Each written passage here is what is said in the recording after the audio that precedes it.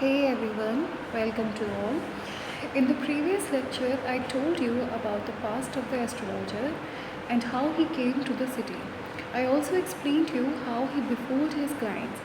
And now in this video, I shall introduce you all to the main part of the story, the main incident in the story. So let's continue to the other paragraphs. The nut vendor blew out his flare and rose to go home. जो नट vendor था, जो उसके बराबर जो मूंगफली बेचने वाला था, जिसकी जो हांडी थी, जिसके ऊपर जो बर्निंग सिंडर्स थे, जंगारे जलते थे और जिससे वो रोशनी लेता था, जिसके बराबर ही था वो वेंडर यानी वो बेचने वाला ब्लू आउट का ध्यान दीजिएगा, अपनी रोशनी को बुझाता है, यानी जो उसकी जो उसने लाइट जला रखी थी, जो अपने मूंगफलियों पर रखी हुई थी, वो उसको बुझाता है, उसकी फ्लेयर को, उसकी आग को। And rose to go home, और वो जो ज़मीन पर बैठा होता है तो रोज़ यानी उठता है, टू गो होम यानी घर जाने के लिए।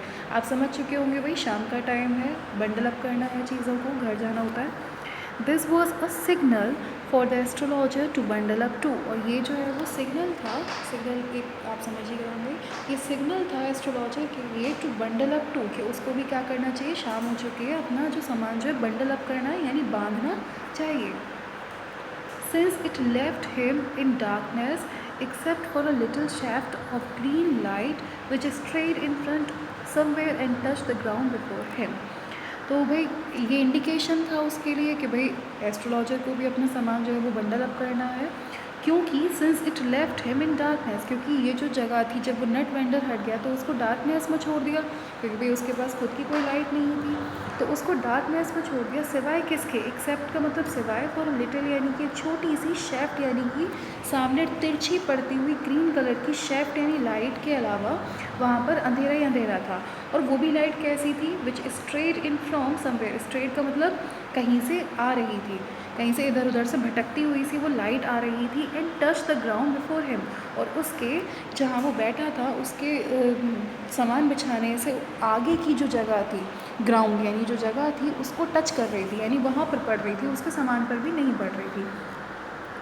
He picked up his cowrie shells and paraphernalia and was putting them back into his bag when the green shaft of light was blotted out.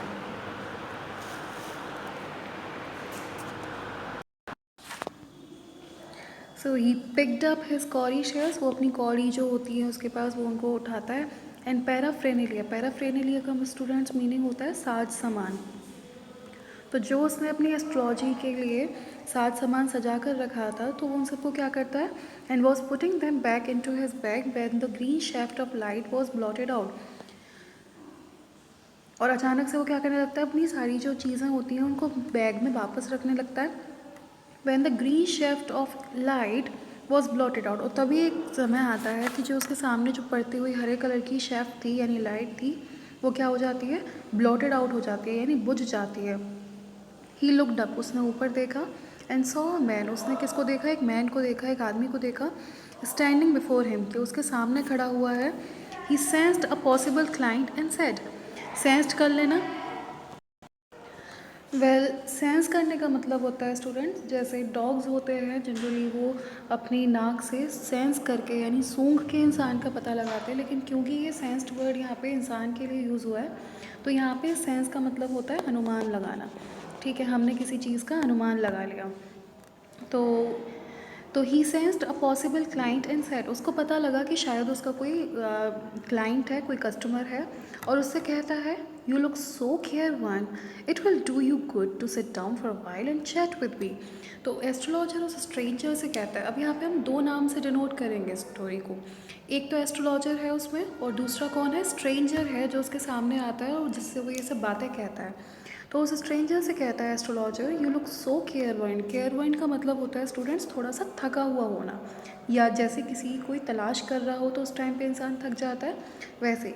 तो you look so care it will do you good to sit down for a while and chat with me, तुम्हारे लिए अच्छा होगा कि तुम क्या करो, तुम थोड़ी देर के लिए मेरे पास बैठो और चैट विद मी, और मुझसे बात करो।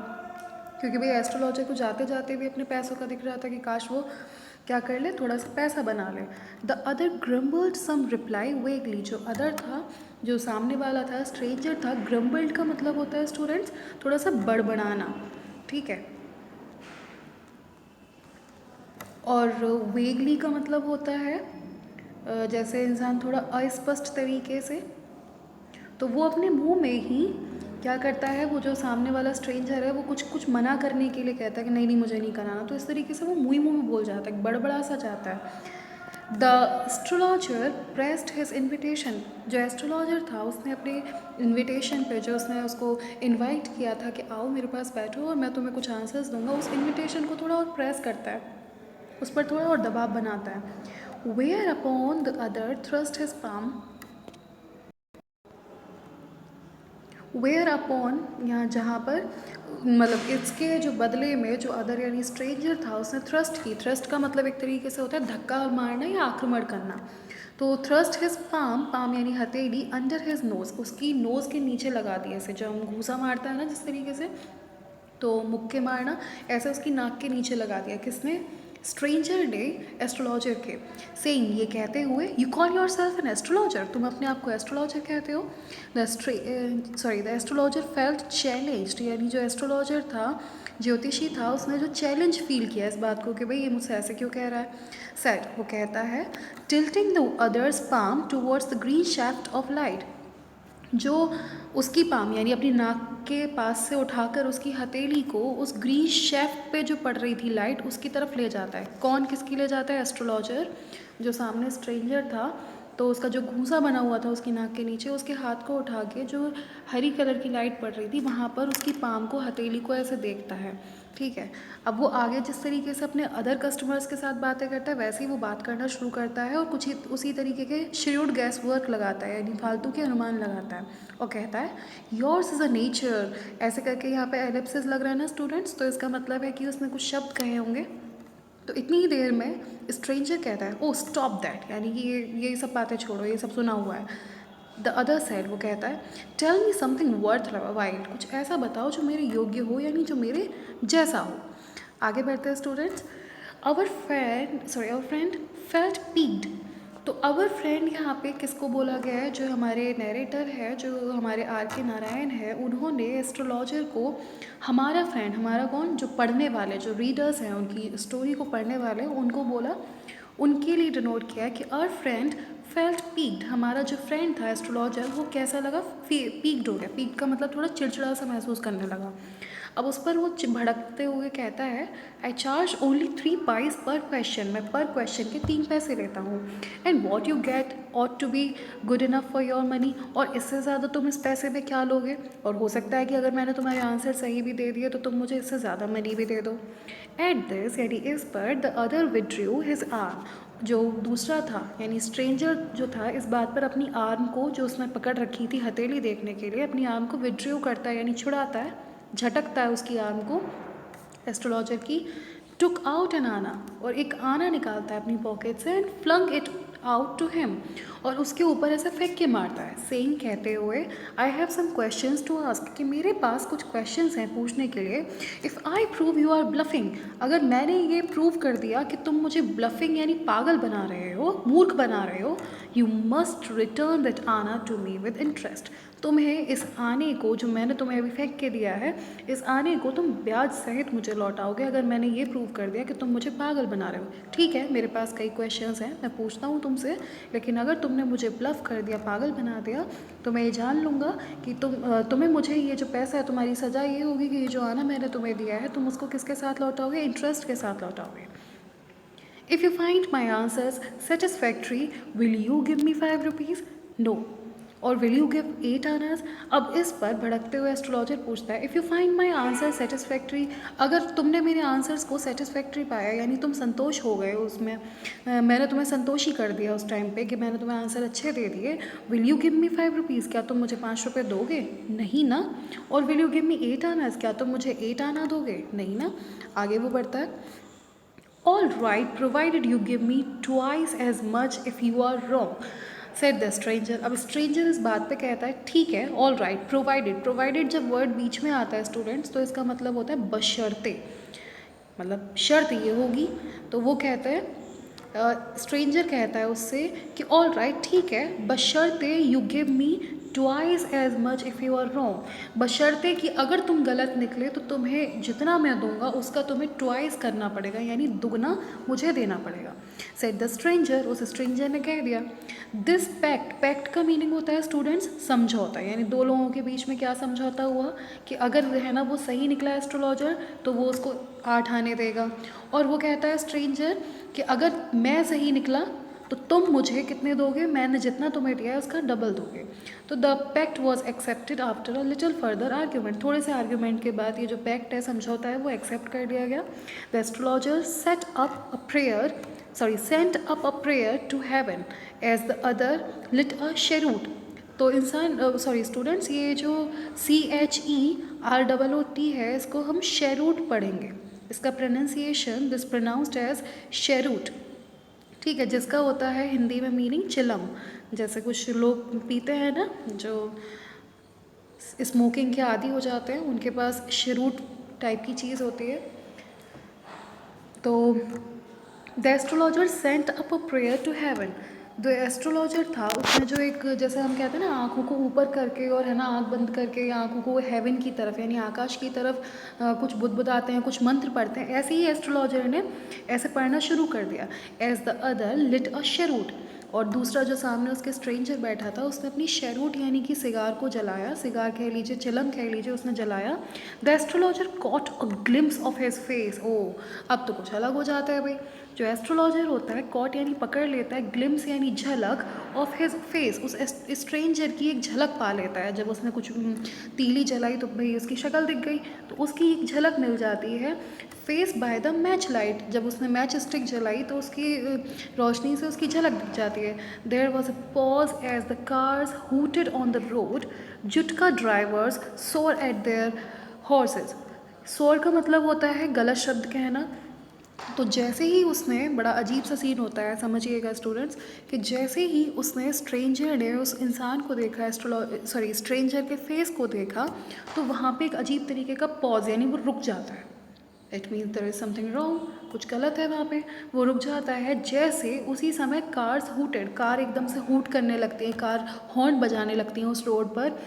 जुटका ड्राइवर्स, भाई जुटका मद्रास का एक शब्द है जो कन्नड़ भाषा में कह सकते हैं।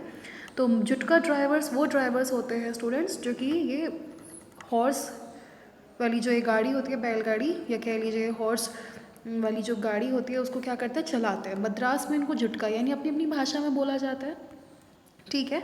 तो वहाँ पे क्या था, जुटका ड्राइवर्स है ना, क्योंकि भाई उनको क्या लेनी थी, सवारी लेनी थी, वो रोके पड़े थे।